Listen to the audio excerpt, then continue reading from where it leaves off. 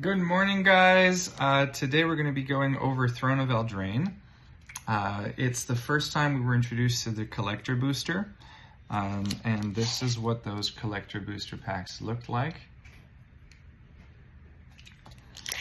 I'm going to do the top 5. The most expensive card in the set is no surprise to most people. It's the Great Henge at $60, and then we go way down to Oko at $15. Then Brazen Bowerer at 12, Ambercleave at 8, and Rankle at 7. Brazen Borrower. The Great Henge is the most expensive card in all of its versions, all throughout the set. It's the only card that really held from this set and is worth something. We were introduced to a few fun and different mechanics. And we entered this world of fable, which is really what Eldraine was with their wilds, with the story of King Rowan and his wife Linden, and as we meet their Kenrith and Linden, and here we see the Queen of the Realm, who was played in mono white, much more than Kenrith, funny enough. We had these awesome dynamics. The cast off, which is an interesting dynamic and mechanic. Did you ever play those fabled decks that go with Lucky Charm, or I forget the name of that artifact? I think we'll get there in a bit. In terms of pricing for foils and non-foils, because of the collector booster, they all very much do not hold a premium. For example, we can see that the foil Great Henge is only $70 in comparison to the regular one being at $60. Same thing for Oko, being at $15 in non-foil and $20 in its foil version. Brazen Bowerer, 15 foil, 12 regular, Ambercleave, 12 foil, and Rankle, 9.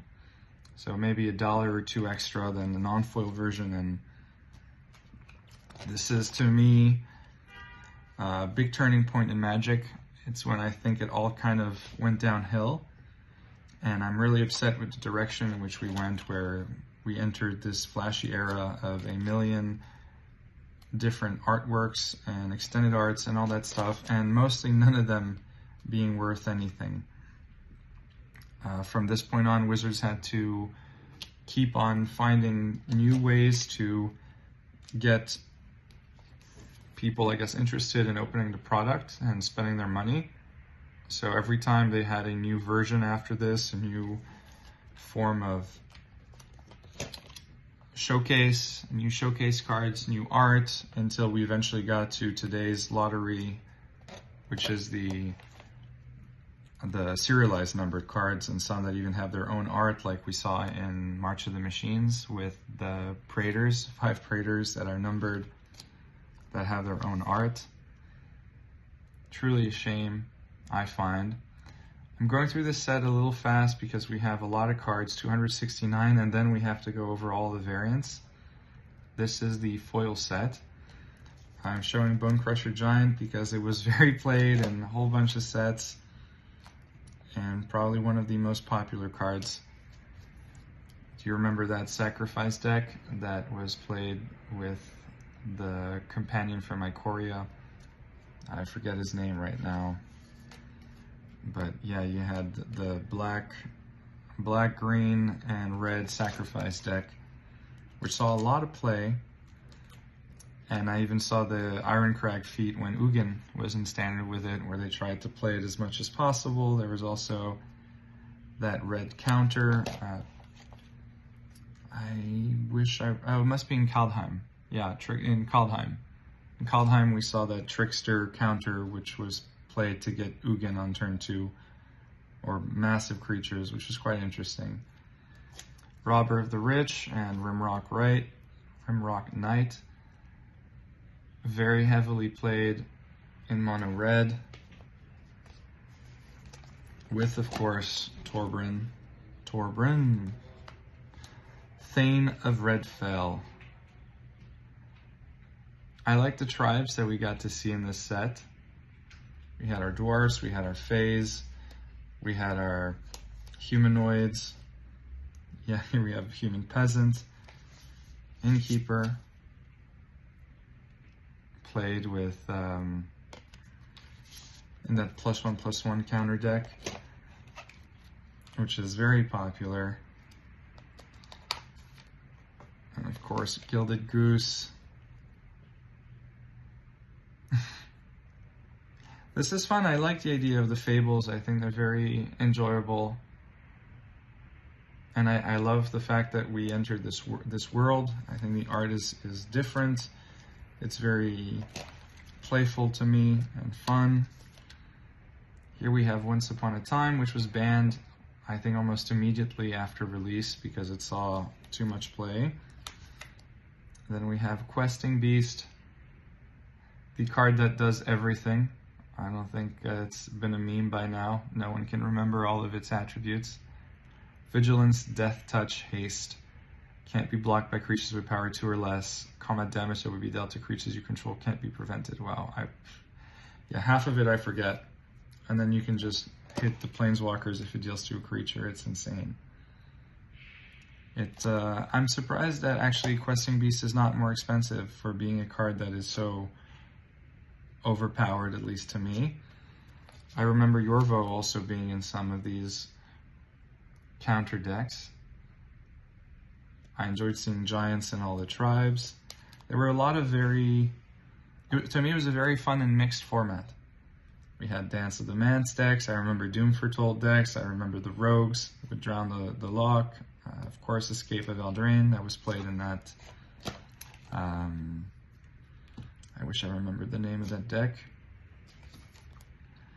Oko, which of course was also banned very quickly due to being OP. Him and, what was the Uro? Uro from the, what are the name of these sets? Theros Beyond Death, of course. And then the Royal Scions. I really enjoyed, actually. I like Will and Rowan Kenrith. I think they're very fun, and the first time we got to see them was during at Battle Bond, and the Battle Bond set. I very much enjoyed seeing those as partners. The Adventure, that's what it is. Adventure mechanic, the Adventure deck. I thought those were quite playful, and we have to see that there, Lucky Clover, of course. This would double trigger your adventures, and it was extremely popular and played in standard and so many decks, abused and used in every way. Sorcery Spyglass was reprinted here. This looks like Emery of the Lock, looking through something in your hand. Really, really fun. The details you pay attention to. Aaron Miller. Of course, these lands and Stonecoil Serpent, which I think I'm surprised. I believe it's, I find this card to be great and very effective in a multitude of decks, and the fact that it's multicolor is awesome. We also, of course, we have all our iconic lands, which also play, fair enough. We had Castle Vantress in control, Embereth in mono red, Castle Garenbrid to just ramp, Castle Ardenvale also in either control or humans when you had nothing to do, and Castle Lochdoin to just make you draw, which was really fun, and our discount fetch, which was Fabled Passage, which was then reprinted, but is truly a great card that a lot of people needed, especially if you're going to play multicolor. And then we get to have a look briefly at these beautiful lands with Mystic Sanctuary, which was expensive in foil for a while. All right, and then I believe I have, a second set of those extra cards. We'll go over them shortly anyways, where we have Kenrith being the Bio Box, and these were the intro, Planeswalker intro decks, which we don't have anymore. And you had the cards that would continue. Yeah, 303 for Kenrith, 4, 5, 6. You had these versions that kept going, and these were those Planeswalker intro decks. And these are those extra cards. Mace of the Valiant, Silvering Squadron, Shimmer Dragon. I think that one is actually worth something now, or at least it was at some point.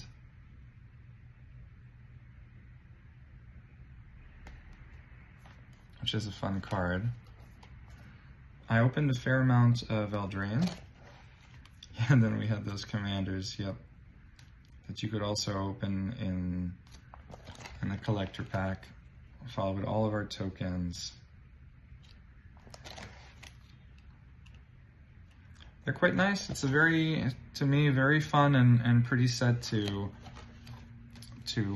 open and play with. However, the collector booster really did kind of ruin things for me in terms of appreciating the foils and the card. I find that the showcase treatment is gorgeous, but I find that it genuinely hurts the game. Here we have these beautiful alternate arts. They're gorgeous. I have nothing to say against it. Oko is actually very expensive. It's the borderless foil is at nearly $70. Here we enter right away into the foil showcase cards, where I take out this beautiful frame. And this is a foil Brazen Borrower. That's at $65. I mean, to me, the frames are gorgeous. Look at the unicorn. Were you guys around and opening packs of Eldraine at the time when this came out in 2019? Is Emery in here is my question. No.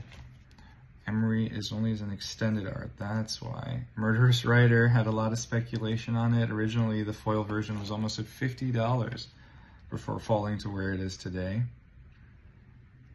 Bone Crusher and Beanstalk and Lovestruck, also a very healthy amount of play.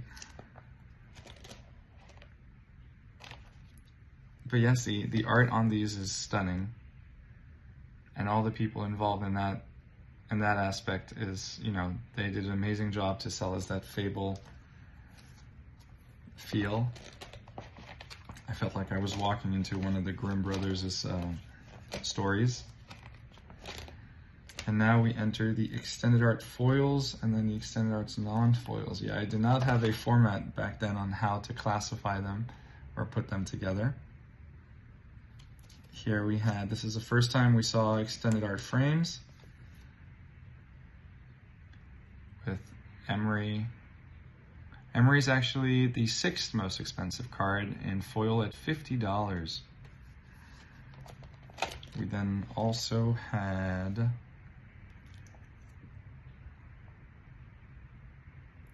I like the Magic Mirror and the Midnight Clock, which had its own deck that saw a lot of play. Anastasia Ovshinnikova. Beautiful art. Yara, who we saw being Phyrexianized. Cauldron of Eternity, which never saw any kind of play truly, but I believe was really fun. I bought maybe 10 or 20 copies of the card when it was at 50 cents, just because I enjoyed it. Rankle is cool, and so is Ambercleave. Ambercleave is actually the 4th most expensive card at $65. And then it's all about, obviously, I'm sure you know, the Great Henge. Fires of Invention. I remember this deck as well. This was great and very fun. It allowed you to do so many things.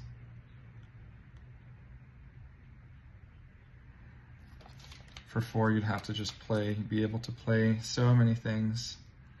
Feasting Troll King as well. And now the most expensive card that many people want to have a look at or would love to pull, because this is probably the only card that would make your box opening worth it, as it's standing at over $200. The Great Henge in extended foil. The non-foil version's at around 80 bucks.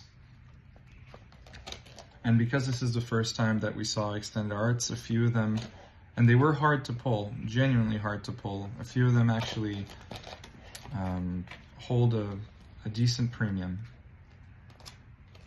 And there's the final non-foil. And there we go. I hope you enjoyed going over Throne of Eldraine. I'm sure if you're watching this video that you know my point of view on the collector booster and how I believe it genuinely destroys the game and affects the price of cards in a very negative way. It forces the company to have to overdo itself every time because the foils aren't just special anymore, and the old treatment becomes an old treatment because we're always expecting something new. Therefore, that makes anything that came out before fairly volatile. Anyways, thanks for being with me today, guys, and I hope you have a wonderful day.